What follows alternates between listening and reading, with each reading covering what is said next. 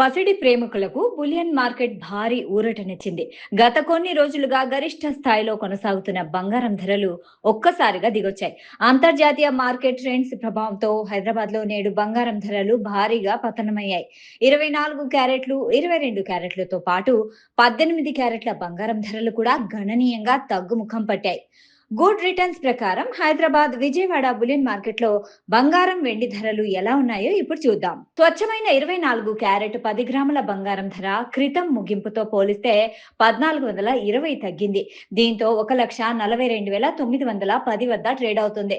ఇక 22 క్యారెట్ల ఆభరణాల బంగారం 1300 మేర దిగి రావడంతో 1,31,000 వద్ద కొనసాగుతోంది. ఇక 18 క్యారెట్ల 10 గ్రాముల బంగారం 1,070 క్షీణించి 1,07,180 మార్కుకు చేరుకుంది. ప్రస్తుతం పెళ్లిళ్లు, పండుగల సీజన్ సమీపిస్తున్న తరుణంలో తులం బంగారంపై 1300 నుంచి 1420 వరకు తగ్గడం పట్ల వినియోగదారులు సంతోషం వ్యక్తం చేస్తున్నారు.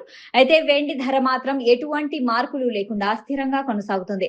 ప్రస్తుతం కేజీ వెండి ఇవాళ 2,40,000 వద్ద కొనసాగుతుంది.